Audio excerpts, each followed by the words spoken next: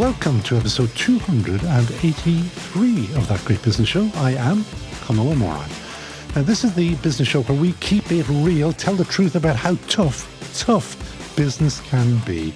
Like what actually happens when a small Irish brand decides to go global and the wheels come off.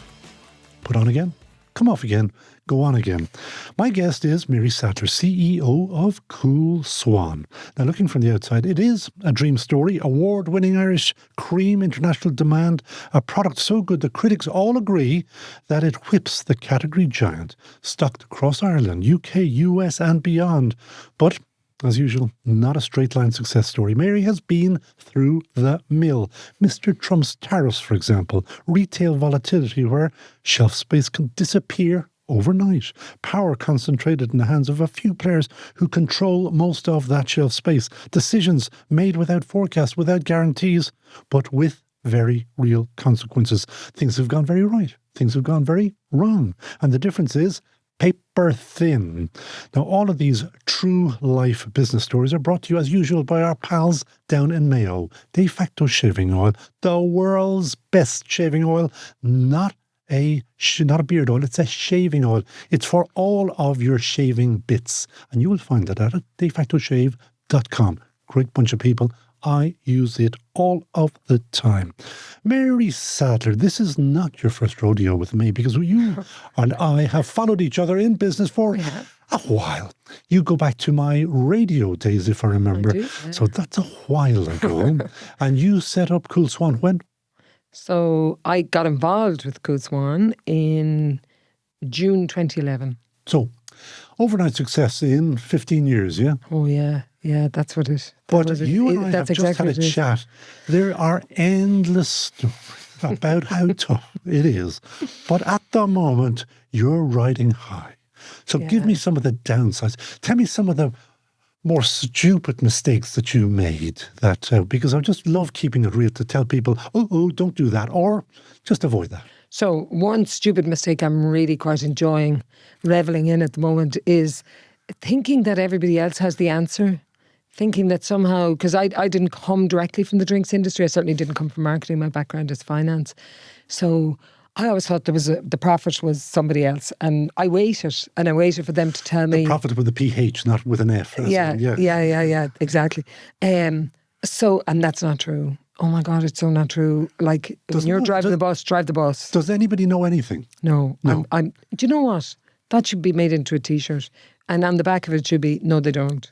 Because really people don't, even commentators about things. And like I only know stuff now because I see it in the rearview mirror. You don't know as you're about to launch into it. Like there's so often I've jumped off a cliff without a parachute and then thought, oh my God, what am I after doing? So a bit late, but... And that's why I love you, because you are half mad. I mean, you've done this, because the background is curious. From Blackrock, County Dublin, nothing to do at all with farming. You meet a farmer, he has cows have milk becomes cream becomes Coole Swan with the best of whiskey back into it, correct? And then you had to do something with it. Yeah. And I had a weird way in because it was owned by a couple of guys. I had actually done the initial fundraising for them, or some of the fundraising. And they weren't making, there was problems afloat with my investors who needed it sorted out. So I went in to have a look, and here I am, 14 years later. You think I'd have figured out what was in there by now. But yeah, so mine was a little bit kind of wonky getting involved. I didn't set it up. It wasn't my brainchild. But we've taken it from where I picked it up in 2011 to where it is today. So tell me about that journey and where are you now? But give me some of the steps in between, because it's too easy to go, oh, we're huge over here or something like that. So when we picked it up, it had massive distribution in the US, right? It was in every state. It had Sazerac Gemini, where its distributor. They had really hit gold. I'm telling you, it was gold dust. And but there was no supports. Nobody knew. The distributor put it on the shelf, and there it stayed.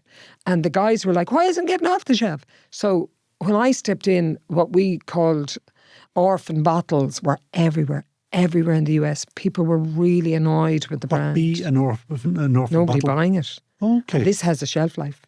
So double-edged whammy. It wasn't like it was whiskey and it might have been... You could be getting better. That wasn't happening. So it was like, that was a baptism of fire for me. An absolute... That how I am here today. Because I was laughing the other day, I told somebody that when I said to Philip, my husband, we're going to go in here, take me 2 years, I get it tidied up, these investors want their money back. 2 years, Philip said, no, it won't. I said, Phil, come on, 2 years, how could it take any longer? Well, now, Philip is the only prophet I know that turned out to be correct. It has taken way more than 2 years. So go back into the States and your problems with distribution, sitting in the shelves. So what did you do?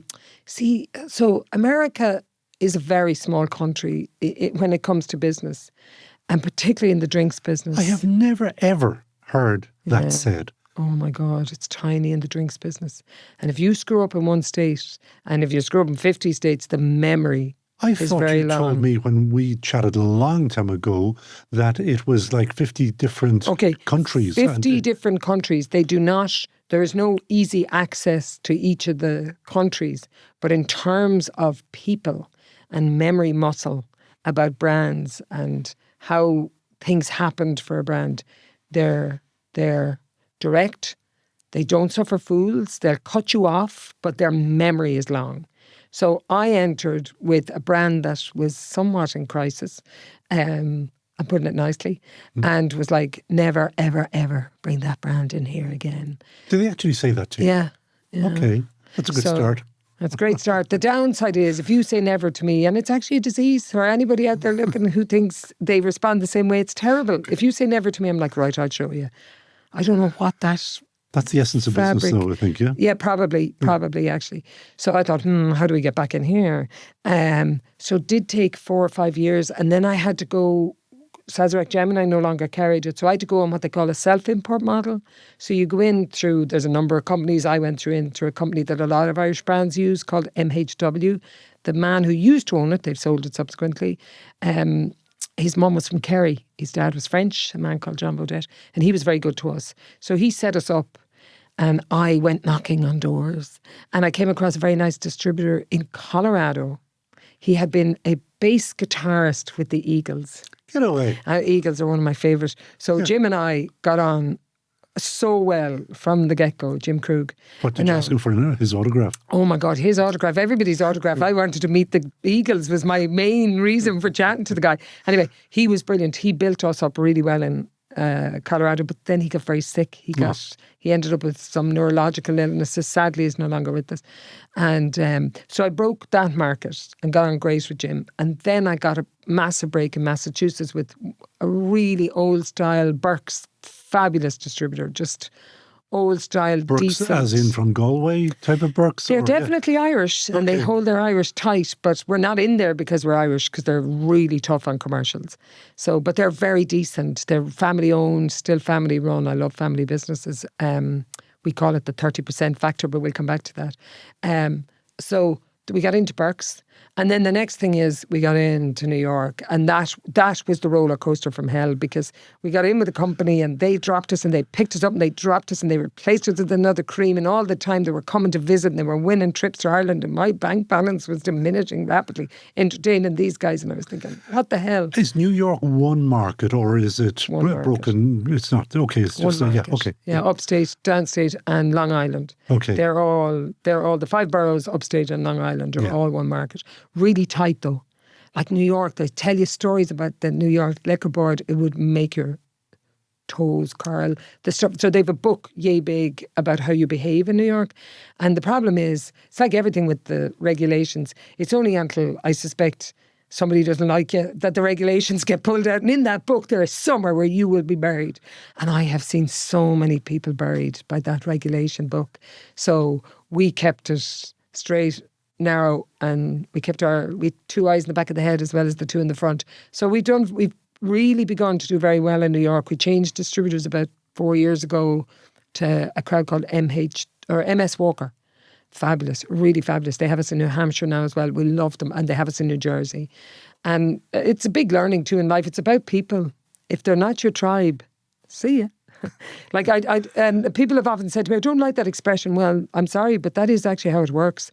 Like, there are people you can do business with, and there are people you cannot do business with. But isn't that just it? You do business with people. Yeah, 100%. I like him. I like her. Don't like him. Yeah. And nobody's wrong. The only people who are wrong are the people who try to force each other together when one is square and the other is round. And it's not going to work. That's wrong. But nobody's wrong to be square and nobody's wrong to be round. There's room for everybody. Now, it's great to be growing in one of the larger markets in the world, but then you have to supply that. And that has many, many issues. Your product, your bottles, your distribution, your cash, everything. So how do you handle that? What have you done? You learn. I will say the government here do a very good job. I think Through they go Enterprise Ireland, everything, Borbia, ambassadors. Like, I would say if this country gets so many things right, actually sometimes it really does irk me when I hear people continually picking at the place. Because the more you travel, the more you realise we get a lot right here. People who give out frequently have nothing to do with business. And I'm with you. The level of ability of business in Ireland at the moment possibly could change, but we've learned a lot. Like, Jesus, go back to the 1980s when we knew sweet nothing. But go back into your ambassador. You mentioned, have you used the embassies in the States? Not kind of proactively, but the point is they're there. They've created this, a stage, a backdrop. So when I rock up with my bottle or I'm talking to people know who you are. Like I would often sit in a waiting room with a French supplier, a Spanish supplier, and they have so much work to do to introduce themselves and the region and what they're capable of. I'm in straight in the door to commercials. Like that, you've no idea how much of you an are a bit of a overhead that one-person whirlwind, though. Yeah. So, somebody said to me recently, you have a great habit of wearing people down. I thought, well, I don't really care how it works as long as it works. So go on now. So you are you now across the States, are you? So that's a very interesting story for us. So you've two ways of doing the US, as I thought. And the two ways are you go in through the self-import, which is you get an importer and then you find the distributors yourself. So you're actually managing the market, but you're not allowed to be in the market. You have to have these layers in the market. This is old prohibition stuff, if I remember. Yeah. The three-tier systems. You have to have an importer who's separate to the distributor, who's separate to the retailer. Dream on. Anyway, but that's really long. The overhead in that, I cannot explain to you. You are literally ringing up distributors. Then you're going into these mom and pop stores and you're getting the first 5 cases, but then you're not getting the next order for 6 weeks and you have to go in and find out they never took it out of the stockroom. I am not joking you. But Mary Sadlier's not making those phone calls. Oh, Mary Sadlier was making those phone calls. Oh, Mary Sadlier was with 3 small children. Don't even start. If I knew... then what I know now, you wouldn't have touched it. Like, it's extraordinary how naivety is the greatest gift you can have. That is, do you know that? That is very, very true. Because it does not turn off any colour to life. Is a bit like that as well. Yeah. And you have to be naive about that. Unfortunately, your memory, for some reason, doesn't remember the first one, so you go and have 2 more. But so yeah, so you begin to learn and you begin to say, So I have a motto in life, which is stay ignorant, stay curious, but keep moving forward. And the ignorant thing is, stop listening to everybody else. No two people's story is the same. There is no silver bullet. There's no golden arrow. There's no way of doing it. Stop looking at people's LinkedIn stuff and thinking, oh my God, if only... No. Look at your own stuff, right? And that's the ignorant piece. But stay curious. Ask questions. And never stop moving forward. It doesn't matter the pace. You don't have to be running, but you do have to be constantly moving forward. Stay in perpetual motion. And that has served me... Because when I look back on what we've done, like honestly, it's quite scary how far we've come and the obstacles we've jumped. Because if I were to do it again, the door that I walked through clearly said, "This is actually impossible. So don't go any further." Right? You're going to be shot at. You're going to be eaten alive. You're going to be spat out. You're going to be worn down, and success is certainly not guaranteed. And there is no pattern. There are no rules. Well, there's rules, but there's no sort of way to do it. You wouldn't have gone into the door. There's no playbook, I think. There's no playbook. Yeah, there is no playbook, man. And presumably at some stages you said, I'm jacking this in. Oh, several times. But then, you see, this is Lady Luck, isn't it?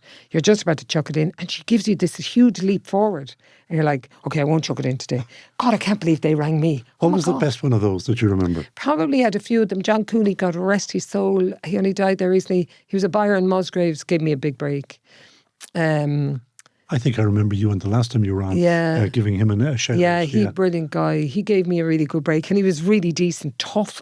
as nails, like really tough. He used to say things to me like, "How's White Swan going?" And I never knew whether, I never corrected him, but I just said, "Are you doing that on purpose?" So, but he was really decent. I love that. Yeah. No, he'd keep you on your toes and you got away with nothing. He'd ring you. Call that from now on. Yeah. Yeah, well, I've heard it called everything. So he was really, really good. And then I met a couple of people on the way. I met a really nice English guy, Sean McCurley, who gave us a really good break into the UK. The US, we've had some a very good brand called Ballykeefe, actually. It's a really good whiskey down in Kilkenny. I haven't heard of them. Yeah, they're very, very good. I'll do the intro. You'd really like John and his brother. Really good people. They gave us a lovely introduction to the US when tariffs were beginning to make it look like, what in God's name are we going to be able to do? What did you, when Mr. Trump said tariffs, what did you think? What did you say? So we had gotten tariffed in 2018. Okay. So somehow or another in 2018, see, naivety again. I didn't realise this until he imposed them last year.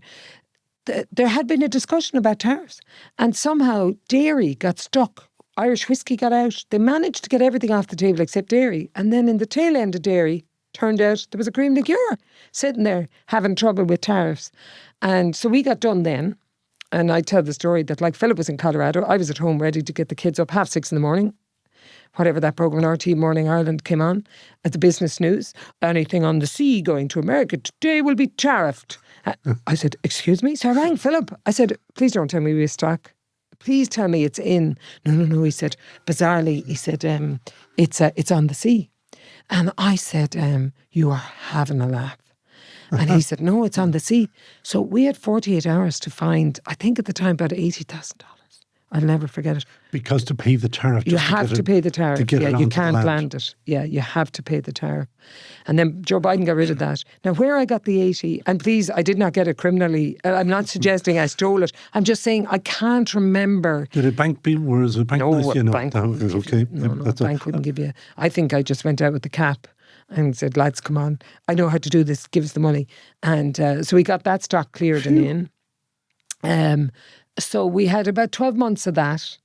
And then Biden, as I say, came back and that was fine. But in the meantime, your other big issues are, we had the pirates over in Somalia. They were screwing up the water worries. So, but your stuff was not going through. No, but it was delaying ships and it was delaying. And so a ship would say, a big ship of maybe Chinese Bahu that the famous one. People love it. Chinese love it. It would say get stuck. And then it would suddenly arrive in Rotterdam on an emergency requirement to get to America, because it was already delayed, and it'd be, "See you, Coole Swan, good luck." And on it would go, and we'd be bumped. But you'd be waiting on your working capital. Like I'd have timed, so our stock goes out of date. So you have to time production to get in your cash, to get in your, honestly, like there's so much involved. And the next thing is you're ringing your agent saying, where's the container? I thought it'd be in New York by now. Your man said, "Actually, funny enough, it hasn't even left Amsterdam." So anyway, let me see what we can do. And then the downside of all of this is people tell you things, "Oh, it was a hurricane," or no, it wasn't. You got bumped. Like, tell me the truth, because you're going down these rabbit holes of things you can try to solve when actually it was bumped, which is fine, because shipping is very interesting. Like I'm fascinated by shipping. What do you put it into a container, or what do you do? We put it into a container, as it's like when we used to self-import, we had to control the containers ourselves. Thankfully, courtesy of Ballykeefe, we have a fabulous distributor in the States now. Now, we came to them with a really good asset. We came to them with a company called Total Wine and More, who have 300 liquor stores across 30 states. So they gave us a national listing. But I was going door to door saying, "Hello, Philadelphia, would you mind? Could we get a listing with you? Because we have Total Wine." No interest. Met this guy, and he had national distribution because he distributes into every Costco, every Total Wine. He's a fabulous business model, really good bloke, Middle Eastern. Love Middle Eastern business people. Love the way they do business. Black and white. And if you find a grey area, you're finished. I love that type of business. Just, the rules of engagement. Mess with them, you're out, right? So I find that business a lot easier to deal with than, "Oh yeah, no problem, in you come. And you're not coming in at all. You haven't even got to the front door, but you think you're spending money as if you're in the living room. Yeah. Right? I hate that type of business.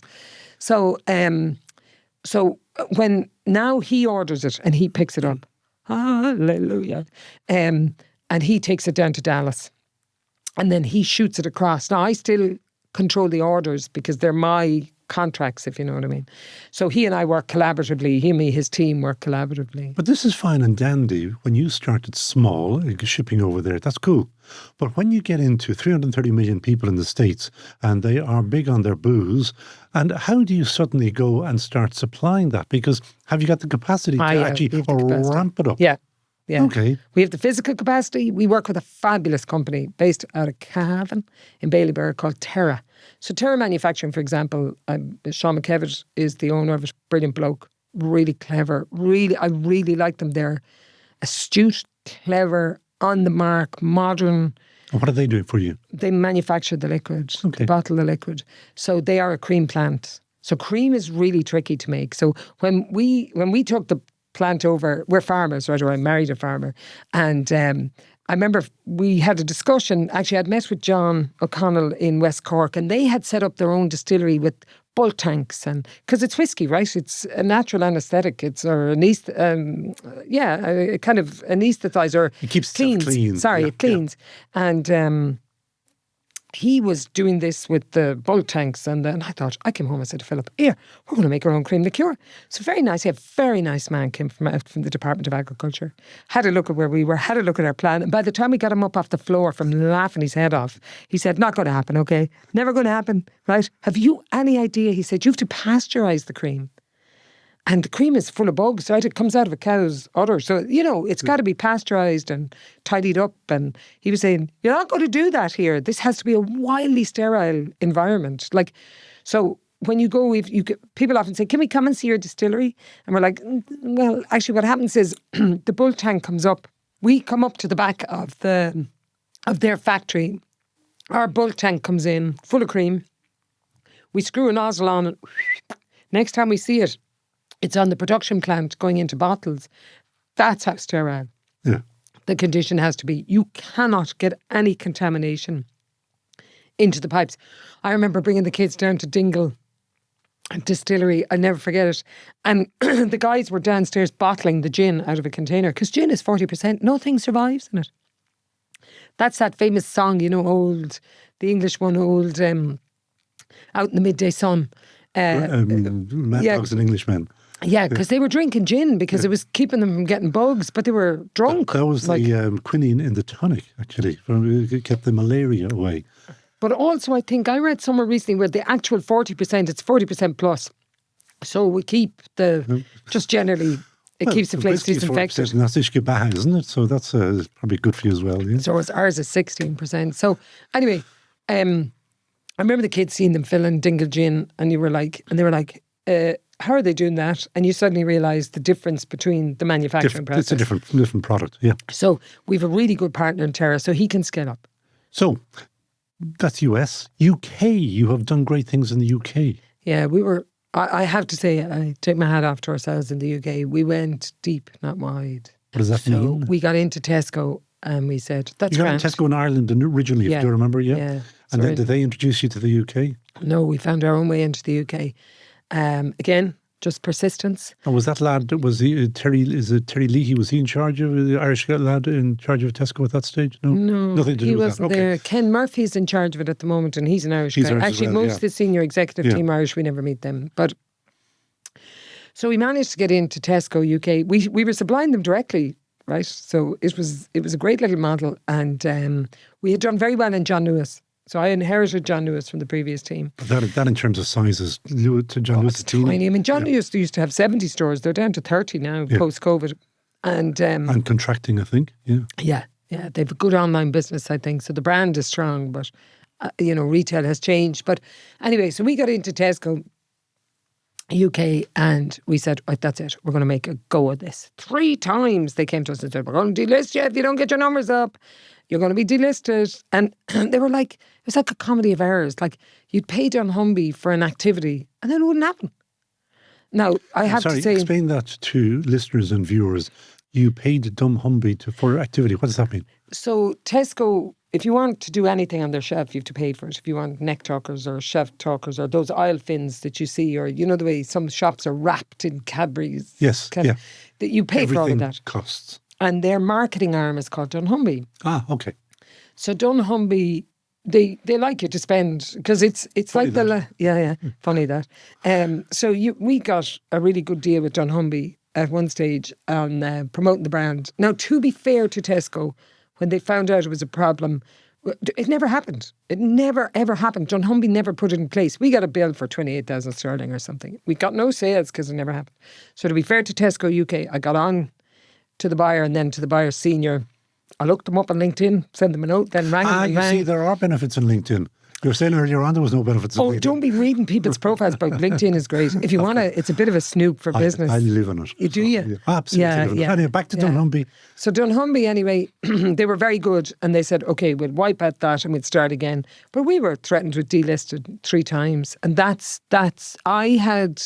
I lived through that in America, where the guys had gotten distribution and lost it. So my first introduction to the world of alcohol was how dangerous a delisting is. And I think you sent me an email some years ago when you got a listing in the UK from Tesco, and you were over the moon. That was phenomenal. And at no stage was I ever going to lose that, right?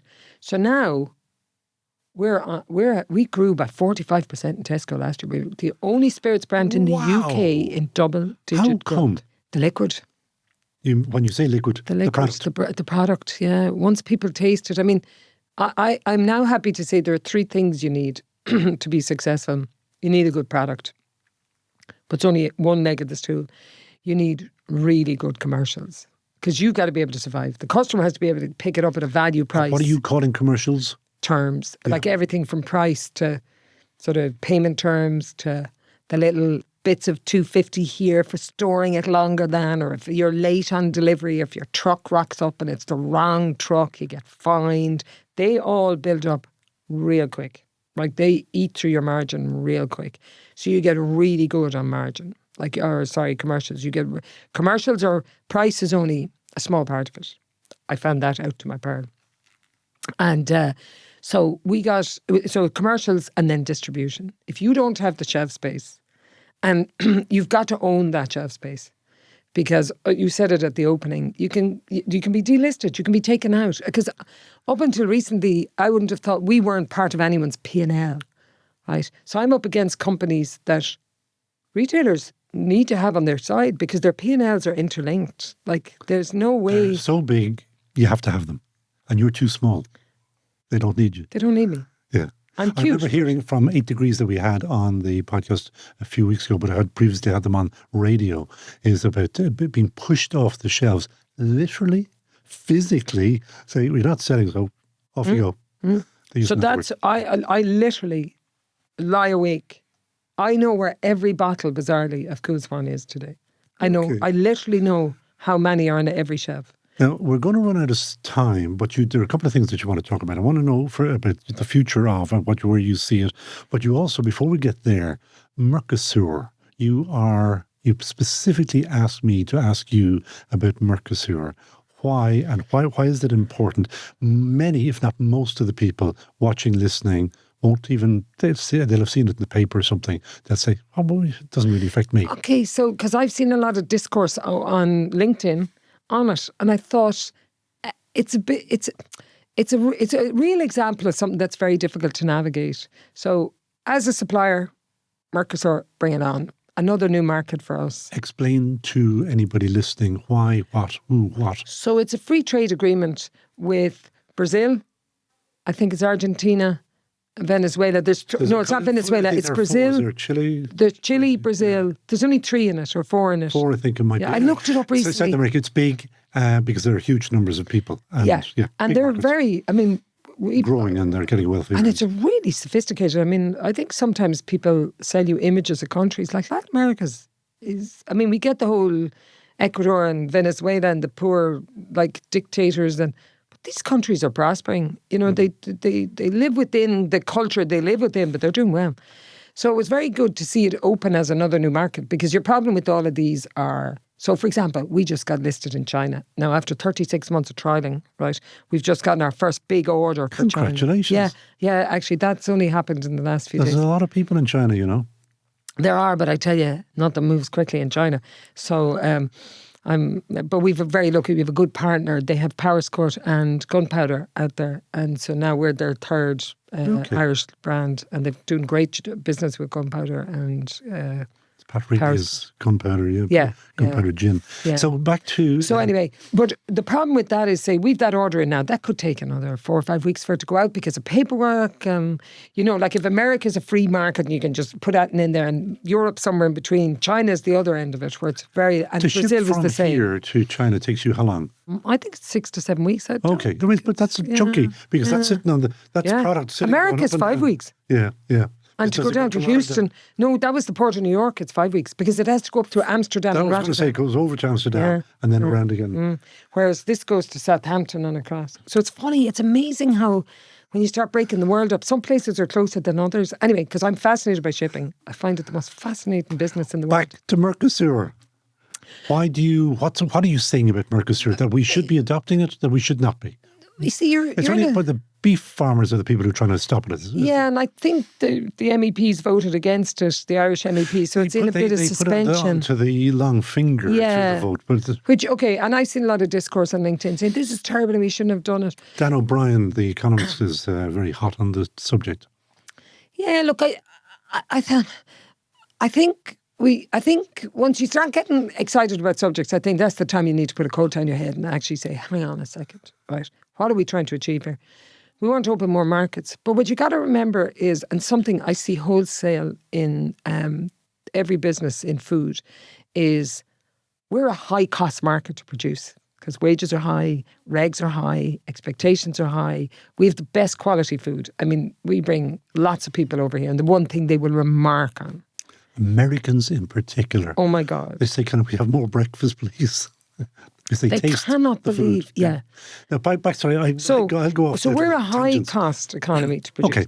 Then you go right back to the farmers who, one thing I've learned, like I sell through so many middle people, I kind of don't own the customer. Do you know what I mean? So I've had to learn how to get in front of the customer and how to keep my middle people in the same chain. Farmers are at the back end of that, and we're farmers, so I say this coming from a farming family. Yeah. Farmers are right at the back end of that. Their employer is Mother Nature, and you can see from the weather today, not wildly unpredictable, but they just take a deep breath and say, right, we can't go out today, we'll do something else, right? I mean, I was out earlier today and we were moving lambs. We'd moved lambs out, and you can't leave them out in the fields that's now turned into a puddle, so we had to bring them all back in. So, like, It's a much more complicated. And anybody who thinks farmers have a lovely lifestyle. I wouldn't change my lifestyle. We live out in the middle of a field. We have 2 beautiful sheepdogs. We have hens. It's lovely, right? It's not for everybody, but I like it. But after that, farming is any money they make. Good God, man, they're entitled to it. Like their minimum wage, they must be on about £3 an hour because they work 7 days a week. Nearly this time of the year, lambing, you're working 24 hours a day. Mercosur. Well, this is the point, you see. So the farmers are rightly pointing out that right now the tariffs on Brazilian beef keep us and them, where putting Brazilian beef, even though I know there's some people under the microscope for bringing in Brazilian beef, but ideally the tariff is to stop the competition, so our guys can compete with cheaper meat. And I know exactly what you're saying, but I don't want hormoned beef and all the rest of it. So here's the problem. So why don't they just say this is Irish beef and I'll only buy Irish beef? See, I would never buy anything that's the problem, right? And this is where the bad actor arrives. I'm so pleased. One of my daughters gave me that expression many years ago. It got me out of litigation type problems because I would say bad actors appear. Bad actors arrive into the situation and they say, I could start putting Brazilian beef in there. So let me see. I put Brazilian beef like so small on the back of the packet. Nobody will be able to see it, right? But I did declare it, right? And then they abuse their position with governments, I think, because I increasingly look at government and we get nothing from government, by the way. Because we're alcohol, they don't give us I don't get a grant. I don't get anything. I pay tax. I pay duty. I pay VAT. I don't pay corporation tax yet. We're too small and we haven't made enough money. But I pay lots of income tax. So I'm a big contributor into the pot. But I really do look at them and I look at the stuff that I can see kind of what they're trying to achieve. And then this bad actor rocks up, but he's got jobs. And he's got this, and he's got them by the short and curlies, you know, and they leverage that. And it's terrible to see, because ultimately what should be on the pack, broad and clear, is a little flag. Yeah. Saying Brazilian beef in here. Yeah. And if the consumer wants to eat the Brazilian beef, knock yourself out. Yeah. Just. But isn't that a way around for Europe to do so, is to flag everything so that I know it's French cheese and Spanish, whatever, tapas and Irish beef. So now this goes back to another problem that we face, is markets aren't as international. So we had a big problem, say, with the labelling that was coming out, because they wanted to bring out a label for the back of the bottle, 10 years to kill you, right? And so will your stairs, and so will your car, and so will sweets. But anyway, we were going to be telling everybody that alcohol would kill you. So they wanted this label. But our problem was, we're so small in particular that we do a run, our production guy will put the label on the back, but the Americans don't want that label. The Europeans don't want the label. Dublin Airport didn't want the label. So now I'd have to go, and if another 150 a bottle or a case, I'd be peeling off the label for these markets. So up go my costs in a market in which my margin that I leave behind in retail is phenomenal compared. I'm leaving easily 30 times the margin of my nearest competitor in the market. That's why they love you, obviously. Lower volume. I would talk to you for the rest of the day, because I just find you're so open, so brilliant. But we do have to start wrapping up. But I want to know, what's your next thing? You've done China, well, early days. So we've really nice expansion. What are you going to do? This is 2026. Where will you be? You haven't been in with me for maybe 2 or 3 years. Oh no, this will be an interesting year. Will it be? Yeah, if I'm into you next year and I haven't moved forward, then I'll be... Well, you told me you're only going to move forward. I'll be working in Tesco or something in the checkout. We're in a really nice position. So we're after getting a listing with one of... it's just phenomenal in the States. We've got a national listing with one of the biggest... To tell you? Do you know what? I'm in trial at the 17th of March. 17th of March. Don't say... I'll tell you. Okay. I'll tell you what it is and I was saying it to you in my email, the problem I have is I'm always afraid of... Because my market can be pulled out from underneath my feet tomorrow morning. It's only as I get stronger and I prove my worth on the shelf, I get the customer and I get the trade and I make the two of them meet together, I'm getting safer. You're never safe, but I'm getting safer, right? But there's endless competition coming behind me, trying to knock me off the shelf. Nobody has best in the world. No, I have to tell you, the liquid is what keeps us there. But then you have to be cute as with your commercials and your distribution to stay there. So, no, we'll have big announcements this year. Brilliant. There's going to be a lot of change. I will post those up onto LinkedIn and all the rest, because we do have a final question. As I say again, maybe we should have done a 2 or 3 episode event with this one. But anyway, we'll always come back in again. You're only up the road an hour. An hour. What did you tell me? 3 days to get back. Who would you hire in a heartbeat? I can't remember who you said the last time. Do you know who I'd hire? Anyone who was not on that Epstein list. Because there's a behaviour on that Epstein list that I think is so awful. And this brings me to the family company thing. There's a common thread you'll pull through every person that was found on that list. And it is that greed, lack of decency, lack of understanding that they're shooting their own customers in a lot of cases, which I just find hilarious, right? Particularly that we've commoditized democracy. I mean, you can buy Netflix now for £10 a month, right? And you can get your phone for 15 quid a month. What are you doing? You're shooting the very people that are buying your products. Anyway, outside of all of that, what I love, it's the 30% club that I would say is a family business. They bring that 30% through passion, decency and dedication. And we need more of them. Because the minute you rip that family soul out of a business, it becomes a ruthless cash-making machine. And I'm not saying we're not ruthless. We have to be ruthless. But we understand it's a building block. We're like Jenga, right? You remove somebody below me, I'm gone, right? But the big guys in that list, they find every way in the world to protect. They put a scaffolding over the Jenga, which I think is very deceiving. You haven't given me a name. Who would you like? Who would I like? God, I have a few. Definitely Paula Fitzsimons. Oh, we love Paula. Hey, yeah. I think what Paula has done. Paula Fitzsimons is a lady who runs courses for women in business. Yeah. So Going for Growth, Acorns, Back for Business. I may be missing another one. I've done all of them. And do you know what? Till the day I die, I don't know why they work. I don't know. There is no magic dust she sprinkles on you. I think for me, she gives you confidence. find your voice. And I think I always say men and women are very different, right? This is why football teams are followed by men. Okay, you put 98% of them, men will be Man United, Liverpool. Women don't agree that easily on things.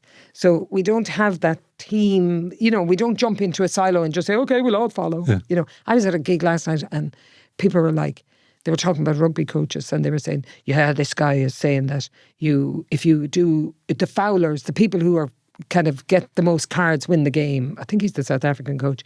And you're like, why? Oh, well, if you foul once, the other 2 fouls won't be caught and you'll have destroyed the other team's confidence. And you're thinking, oh my God, that's bish bash bang rugby. Nobody wants to watch that. Yeah, but he's been really successful. He's won 3 World Cups. And I thought, whoa, stop there now. Stop there. Winning 3 World Cups with that kind of stuff, is that really worth it? But that's that kind of, there's an adulation piece. And Paula takes a bunch of women into a room who just find their voice and do business as women. Not that women are any different, we just do it as women.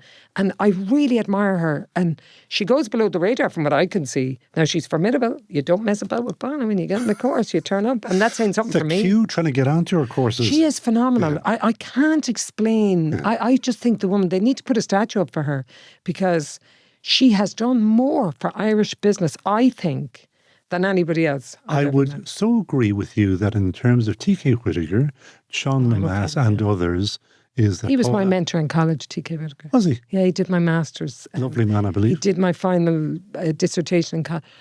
A gentleman to his core. And do you know what he told me? Because I asked him about the programme and he said, the problem was, I never wrote that programme, he said. The problem was nobody else would sign it. So I said, give it here to me, I'll sign it off. So I got the credit. I thought, would you go here with that? Because it wasn't about signing a document, it was about making it happen. A gentleman to his fingertips. He was a pal of my dad's and my dad loved him. Oh, I loved him. Now, I met him in his later years, but a gentleman and erudite, that beautiful Irish, just clever for the sake of being clever. Yeah. And he wore it lightly, as they say, Yeah. Mary Sadlier. Anybody who wants to get Coole Swan will find it like everywhere now. Yeah. I just see it everywhere. Dunn's, Tesco, Super Value, and we're going on promotion for Valentine's, Mother's Day, Easter. It's perfect. I mean, it goes with everything. And then in the UK, Tesco, I'm testing the waters. Actually, we just got listed with Ocado, which is very nice. They came to us. That's a posh store, isn't it? It's a kind of an online. They're owned by M&S. But it is posh, isn't it? Oh, it's posh. Yeah. Of course it's posh. And the States watched this space. Germany were doing very well. China, I'm super excited by China. I wish I had more time because actually China is quite a funny story. But we'll come back on that. Tell us this funny story. I couldn't go without knowing. Well, so the guys that distribute first, they're just lovely. I really like doing business with the Chinese. I think they're the Asian Irish, if that makes sense. It does, of course. They love a deal. They're all into the haggle and you can kind of trust them but not trust them in the way that Irish people are the same. They're very, very kind-natured, but there's a little bit of wiggle, So I like them. I have to say I do like doing business with them. They're much more direct, but I do like them. So anyway, we met with them recently where they said, listen, it's going great, the testing has worked. And what I loved was they had found a slight niche for us in that after work, he described it as after work in these big cities, there's a place kind of like the IFSC, but not the Irish IFSC, it's kind of more like the size of Dublin. So I was thinking, okay, right now I got this. So that's the place where they work, inside in this city. And after work, it's encouraged to go drinking, not get out of your head drunk, but just to socialise and meet each other. And they tried everything and they found Coole Swan. Just went down a treat in that 1.5, 2-hour window where they were chatting and socialising and playing backgammon or whatever else they were at. And then, believe it or not, the companies lay on buses or Ubers and they get taken home. So, and that's about 3 nights a week, and there's about 10 of these places. Okay. And so they tried everything, and they love the old Coole Swan. So I just thought, wow, isn't that just such a really cute kind of story that you find this market? But I tell you one really quick story. We had this young fella working with us, Pádraig Mangan, beautiful guy, and he lived down the road, and his dad was a baker, and Pádraig, very easygoing. Oh my God, like easy going, lovely to work with because nothing bothered him, right? So one day he came into us and he said, I'm off to Australia. I said, good on you, Pádraig. And we said, look, there'll always be work here for you in the storerooms. And I'm off to Australia. And my mother said I had to stay 3 months and I'm not coming home. His mother's a wise woman. Not coming home without staying 3 months. So anyway, he went out with 4 lads from Navan. The 4 lads from Navan got to Australia, turned around on the next plane, I believe, and came home. He stayed out there. And because he was on his own, he had to socialise. So he met a lovely Chinese girl. So he married her. He's 3 children. He's living in China. He gets a special derogation to bring in, I think it's Kerrygold, to make... So he's a bakery. He's 2 bakeries in China, right? Mm. And not only are they bakeries, but it's so funny to see it on Facebook. They have Mangan's Bakery, Navan, on the back wall. And he's a picture of his mother and father on the back wall. And they're our neighbours. And he worked for us. And now we're in China. It's just a beautiful kind of come together kind of story. Brings it all together. Yeah. You're coming back. Yeah, definitely. I love you, Mary Sadlier. What a story. Look at you make me laugh. And I could listen to your stories. And as I say, you keep it real. So fantastic. Great story, success after 15 years, no? Yeah. Okay. Only took that. And that is it for episode 283 of That Great Business Show. My thanks to the production here in the Dublin South FM studios who keep the whole thing on the rails. Peter Rice, studio manager and commander of CAM. That's what he's called. And the bench this week are Lee Brennan, Richard Ryan and Neil Horner. Thanks to our long-standing sponsor, De Facto Shaving Oil, our pals who make our skins super soft because they back independent business thinking, just like Mary. Can I just ask? You may, of course. When you were saying it's not just for beards, that's women can use that. Women can use that. That is usable on any No, my skin. husband uses that. Yeah, and it's you're getting genius. this now. Yeah, am I? Yes, you are. You're going to bring that back. You've made Philip Brady very happy. Tom Murphy insists that he makes this, or he's the boss of this, down in Mayo, and he insists that all our guests get is De Facto Shaving Oil. Oh my God, that's a gift. There you go. That's a gift to have. Thank you very much. And they back us, so we ask people to back them. Yeah. DeFactoShave.com. It's brilliant as a little price. It is a brilliant oil. And we have one further request because we now have a gentleman and ladies agreement. And it's simple. We do the work. We just ask you to hit subscribe, and we call that a fair exchange. Just hit the subscribe button, and then you get this podcast onto your phone or wherever else, free and for nothing. So, mar tearmid a gcónaí, cuireadh mína magaí, agus as a bheith géisteach linn, agus slán. We will see you again very soon. What a story. I love it. Mary Sadlier, cuireadh mágad.